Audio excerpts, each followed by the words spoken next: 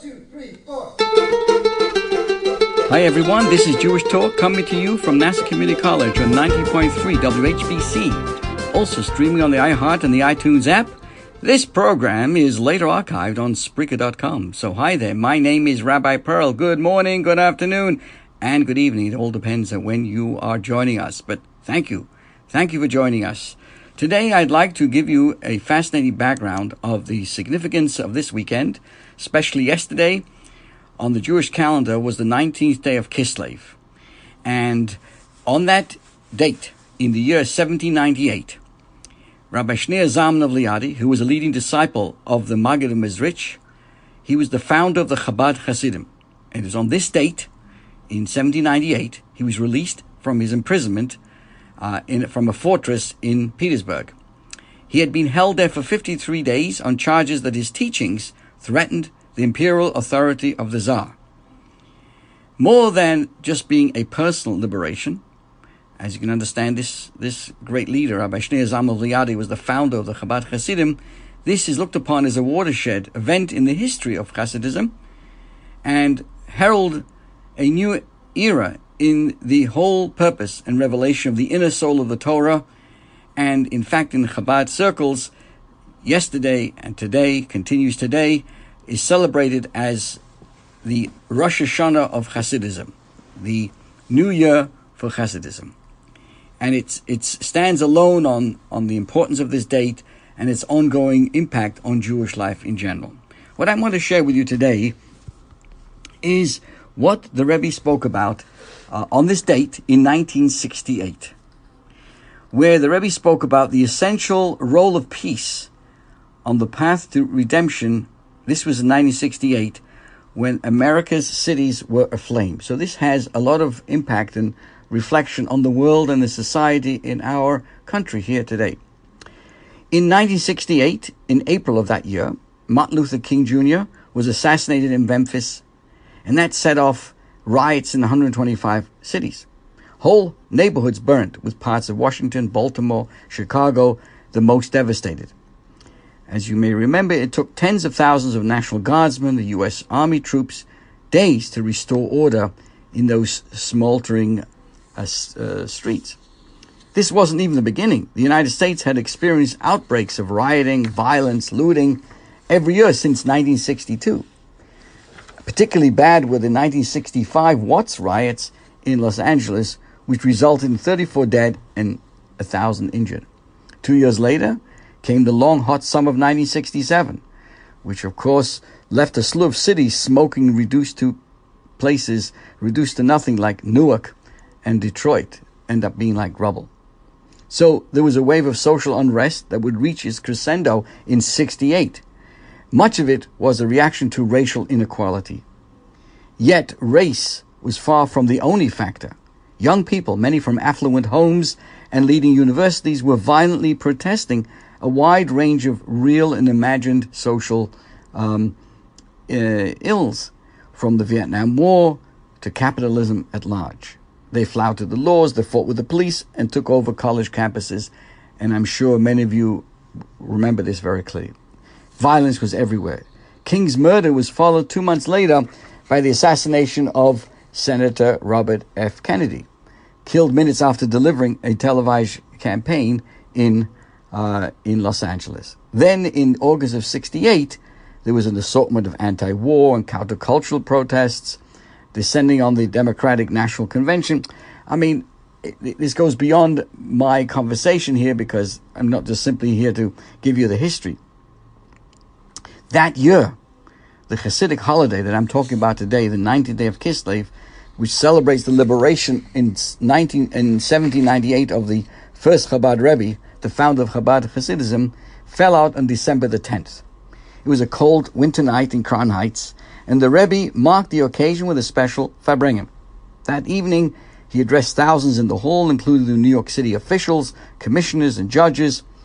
And the Rebbe spoke directly to the root of America's social crisis in the 60s. So America appeared to be at a breaking point. Looking around at first glance, the Rebbe observed the state of society at large did appear to be really hopeless. Not so in reality. In whatever place and whatever time an individual finds themselves in, the Rebbe said in Yiddish, each person is chosen and appointed to fulfill a particular purpose. The Rebbe continued, the world belongs to God and cannot ever be written off by mankind. God has created it and its people, and our job is to perfect it. God does not give anyone a mission at which they cannot succeed. We all have the ability to do so. This was the Rebbe's perspective on what was going on. For Americans, perfecting the world, requiring their confronting the issues of racial and economic injustices, but to do so effectively, the Rebbe said, it must be without recourse to lawlessness and violence. That's not the way you change society. Since its founding, the Rebbe emphasized the United States has stood as a beacon of hope and liberty for all. Remember the famous words written by Emma Lazarus, give me your tired, your poor, your huddled masses, yearning to breathe free. Yet even as the 1960s dawned, the nation that Abraham Lincoln's words was, his famous words, conceived in liberty and dedicated to the proposition that all men are created equally, still had a horrifying chapter of its history to contend with, and that was its treatment of black people over the centuries. Beginning in the early 1600s and extending for a period of 200 years, millions of black men, women, and children were brought in chains to the New World. Some 500,000 of them were brought to what is today the United States, and there were nearly 4 million slaves in the country just before the emancipation during the Civil War. However, over the next century, black Americans continued to suffer grave persecution. Okay, so you can see, dear friends, this is something to be considered as we look back. This was precisely what King and the civil rights movement fought for. Heralded by King's vision of nonviolent civil disobedience, the mid-1960s saw a landmark accomplishments like the Civil Rights Act and Voting Rights Act, among other concrete actions. But as the decade came to a close, especially after King's assassination, some felt it was all too late and that a more aggressive approach was needed. So while the treatment and status of black Americans was the most obviously pressing moral imperative, many social activists wanted to apply this approach to the broader cause of progress. Liberal solutions, restructuring, partial understandings, compromise are not allowed anymore, is how Mark Rudd, one of the student leaders in 1968 in the Columbia University uprising, put it. The essence of the matter is that we are out for social and political revolution, nothing less. Right, we all remember the famous chant, burn, baby, burn. That symbolized that violence was the way to forcibly create a more equitable society. And we could go on and on and on all about this. My point is that the Rebbe in 1968, on this date of Yud-Tes Kislev, addressed this issue. Whether violence could serve as a legitimate agent of positive social change and a viable path towards attaining what we talk about righteousness and justice. And this is one of the questions actually the Rebbe addressed in that public talk in the evening of 1968. So there's a fascinating connection there with our times as well. The Rebbe began the 4-hour discussion. We spoke about the status of Jerusalem and many deep discourses, and he obviously addressed the significance of the date and all about what had happened so many years earlier and how the first Chabad Rebbe had been redeemed in the middle of, while he was saying a particular Psalms, chapter 55. And as a leader of the Jewish people at that time, the Alter Rebbe, the first Chabad Rebbe, his arrest and eventual liberation was not his challenge and triumph, but laid out a road for redemption for all, beginning with the concept of shalom, of peace.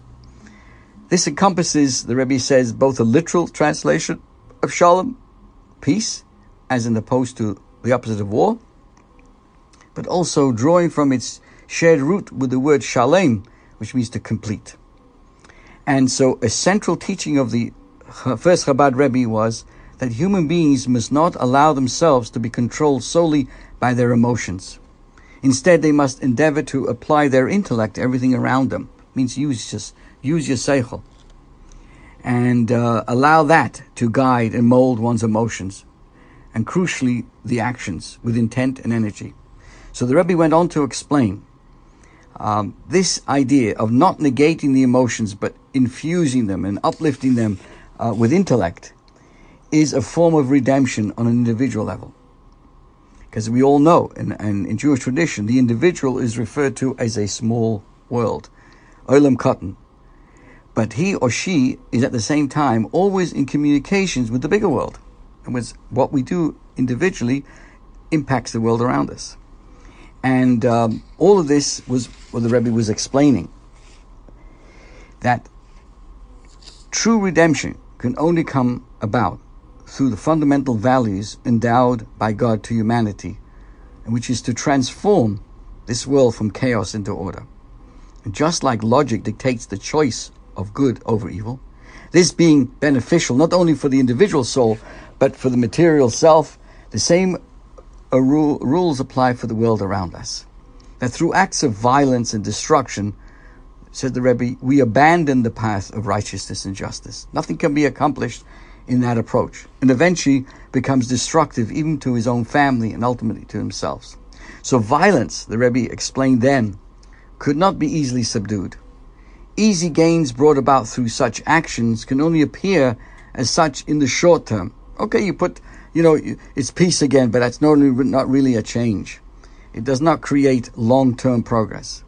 And a society that yields to violence was not really addressing its injustice, but rather dehumanizing the individuals it claimed to be helping, removing their agency and ability to return to their divine mission. And the Rebbe went on to explain, anarchy must ultimately destroy the anarchist. It is for the good of those who would be destructive to be restrained. In a godly world, moral ends cannot justify immoral means and cannot possibly bring about a true, lasting, and virtuous justice. So the Rebbe, on the 19th of Kislev, in 1968, on this very date of Yutes Kislev, addressed this issue. At that time, in November of 68, then the New York City's mayor, John Lindsay, made his way to Crown Heights to meet with the Rebbe. And while the New York escaped the decimation and suffering that, like Newark, Lindsay would point out in his advertisement, he was looking to re-elect, that the city was still a very difficult place. So the Rebbe addressed him and talked to him about the difficulties that were being faced, what was going on, the counterculture and everything else that's going on over there, and how there was an increase in crime rate at that time, and many things. So why am I sharing this with you? Because ultimately, there was a tremendous societal breakdown. Right, firefighters going on calls were attacked with bricks and bottles, even shot at, and this, of course, there was remember the famous public relations campaign, "Don't fight the fireman, he's your friend." And even the Rebbe's own community in Crown Heights was also under fire in those difficult times. Jews had called this tree-lined streets in Crown Heights their home since the beginning of the century, and many people were running, and there were many other tensions points in Brooklyn and other places, and it was really a difficult time. But the point is, the Rebbe went on to advise the mayor at that time on proper policing and maintaining safe streets would benefit not only the potential victims, but also aid the would-be criminals themselves, so often not much older than children. And the Rebbe went on to explain how to go about this thing. And the Rebbe would sound the theme of early prevention repeatedly over the next decades, especially when discussing the vital need for criminal justice reform. The point, my friend, is that it is a very, very difficult situation, and we have to be very careful to use our mind over our hearts, our emotions. So far from dismissing the grievances of those who cried out for justice, during that 19th of Kislev gathering, the Rebbe spoke directly to what was going on and explained that the philosophy of Chabad teaches, first and foremost, that a man is a rational being and should not be ruled by his emotions. The application of the heart and the mind to all actions assures that every phase of one's daily life be infused with purpose, meaning, and vitality. As an extension of this doctrine, the Rebbe said, is the injunction that the spiritual should control and influence the material, the mundane, and what's temporary. The approach should not be to abrogate the domain of physical, but rather permeate it with spirituality and something deeper. That perfect synthesis is really the basis of teaching of Chabad Hasidic thought, but not only brings accord between the two seemingly contradictory forces of life, but actually enhances the quality of each. The person approaches all issues with the dominance of the mind over the matter, and that is so necessary both on the personal and society level. Just as the mind cannot allow the whims of the body to take over, indulging, for example, in unhealthy habits or dangerous activities, so too must the soul rule over the body as a whole. And to continuously give in to the body's corporal desires would not only not diminish its appetite, but actually would encourage it. So an individual engaging in violence was certainly harming others and was also damning himself or herself. The best way to stop this was to teach him or her at the earliest stages of education by teaching the purpose and that person as a child that this path would only lead to individual's own destruction in both the body and spirit. If the chance for early education had passed and violence was already occurring, it was the duty of society to temporarily halt the individual or group without cruelty, the Rebbe underlined, and impress upon the perpetrator this same point, hopefully before they moved on to bigger and worse activities. So the moral code was really a necessary requirement, you could say, in the quest for righteousness and justice. It could only be built on the solid foundation of shalom, of peace. It was the nature of man to choose life. God has set each human being on this earth just to do that, and therefore it was built into our nature. These underlying morals appear to the innate logic of each and every person. The work to be done was not to convince or coerce the activists for social change that non-violence was the proper path, but to reveal that this was what lay inside them. Indeed, that's what inside of every human being. Ultimately, logic alone wouldn't suffice. It was imperative that the pursuit of justice and righteousness not only not be violent, but in fact walk along the path of God. For humankind's redemption is something that we can all fulfill. After all, the barbaric century-long practice of slavery in America had ended in the blink of an eye. That same God still directed the world in 1968. It would only be through the necessary working of achieving the dominance of the mind over the matter and the ultimate faith in God's kingship that humanity's soul would be revealed in peace. And the Rebbe, in concluding his talk, this monumental talk, that the duty of each and every person is to incorporate these fundamentals, not only in their own personal lives and in their immediate surroundings, but to reveal that within the world around us. Therefore, the Rebbe said, we look forward to such a time. So the Rebbe's approach to healing society's greatest ills was grounded in the idea that prevention was the best medicine. The Rebbe believed that the easiest and most effective path was for society to encourage individuals to discover their own intrinsic worth as the children of one God. That's so important, and it's brought up in many, all the way down to our current times. I'd like to point out that in the same winter of 1968, Shirley Chisholm was elected to Congress to represent the section of Brooklyn that included Crown Heights. Chisholm was the first ever black female member of Congress, and she received a rude welcome on Capitol Hill. Eager to cut Chisholm down to size, the House leadership denied her the committee assignments that she sought. Instead, they put her from Brooklyn, on the Committee of Agriculture, House Farm Panel to get urban view. The New York Times wrote in a very sarcastic headline. So although she was initially infuriated by the appointment, she made the most of her role, helping to create the supplemental nutrition program that feeds poor mothers and their children. This is what was said in 2015 when she was posthumously awarded her Medal of Freedom at that time.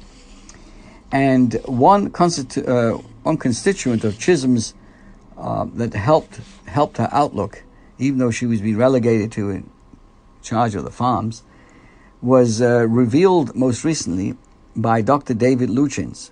He was the aide to Senator Daniel Patrick Moynihan, who himself heard in 1983 when she retired from Congress that what had happened, that she had gotten a call from the Lubavitcher Rebbe who wanted to see her.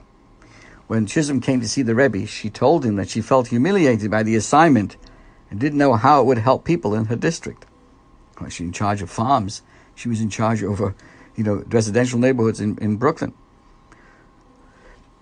But the Rebbe's answer to her was the following: "What a blessing God has given you. This country has so much surplus food, and there are so many hungry people, and you can use this gift that God's given you to feed hungry people, and you can find a creative way to do this."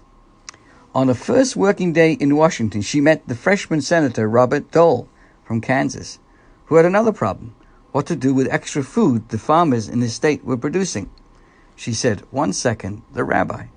And this David Luchins recalls, she remembered what the Rebbe said, and from that encounter would lead to the vast expansion of the WIC program and the food stamp program. It was all happened because a rabbi, as she said herself, because a rabbi who is an optimistic taught me optimism. She was thinking about the Rebbe. That taught her what you may think is a challenge is really a gift from the Almighty God. And so when we celebrate the redemption, this is what we're in Chabad communities are reflecting on what happened in 1798, the redemption of the first Chabad Rebbe out of prison. It's all about recognizing the gifts. One of the key teachings of Chabad Hasidism, that indeed that we all have been given the gift of life and the ability to fulfill it.